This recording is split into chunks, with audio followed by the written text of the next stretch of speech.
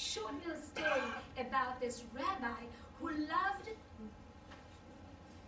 his cup of coffee, or his cup of tea. Every morning when he poured his tea into his cup, he just loved it. You could tell he enjoyed his cup of tea. One of his students, who became also his helper, said, "Please, Rabbi, in your honor, I want to be your assistant. I want to pour your tea into the cup and give it to you every morning." And he did that. And you would see how the rabbi, each time he went to drink the cup of tea, he would hold it, he would look at it. He received it from many, many years back as an inheritance, and he cherished it. And every sip of the tea, he enjoyed the tea. And he always said to his assistant, "Be very careful when you take this cup back to the cupboard." Well, one morning, the assistant came, and I guess his hands were slippery or wet. And as he was giving the rabbi the cup of tea, the cup fell and broke to pieces. The student was horrified. He said, he was afraid to look at the face of the rabbi, his favorite cup. And then he looked at the rabbi, and the rabbi was smiling. And he said, "Rabbi, you are not angry? You are not upset? I broke your favorite cup."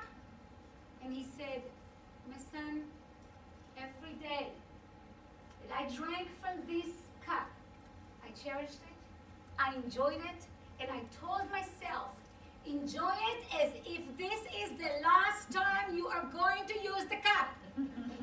Because we never know when is the last time.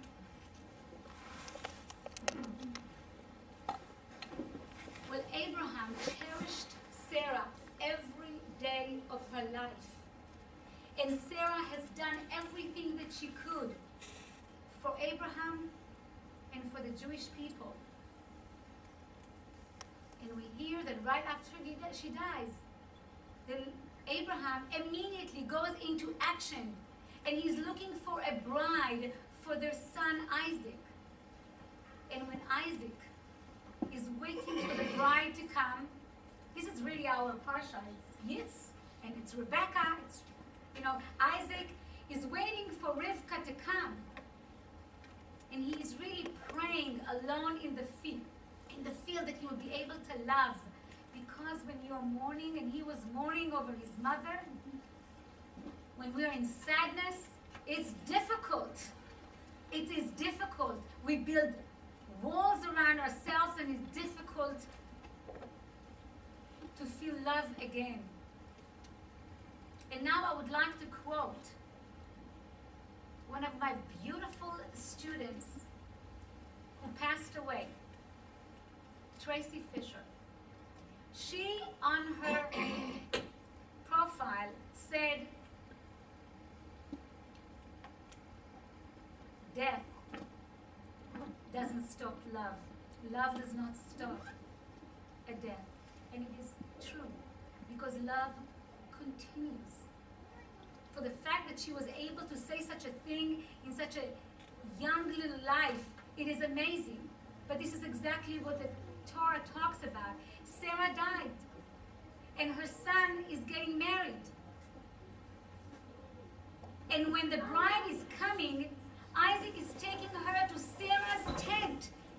And when she comes out, behold, he's comforted. Because in loving, we get comfort for our grief and our sorrow. In loving again, in continuing the love, we receive the comfort.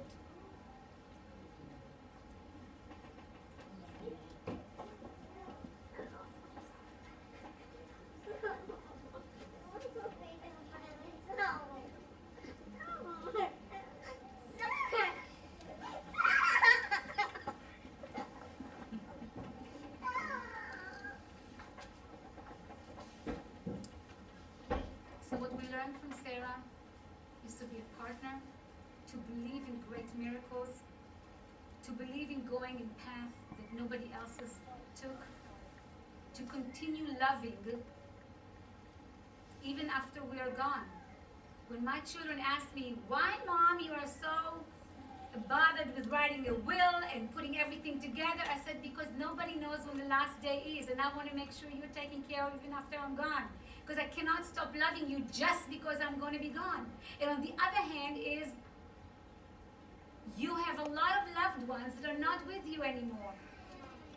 But only their body is gone. Physically, Sarah is not gone. Physically, only her body is gone, but her legacy is here because look, we're talking about her and we are learning from her.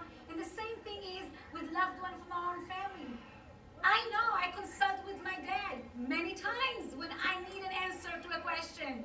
I know I miss his touch and his hug and his physical presence here, but the spiritual connection continues. Death cannot win against that, against love. Love continues. Because the legacy is what's important. And with that, I would like to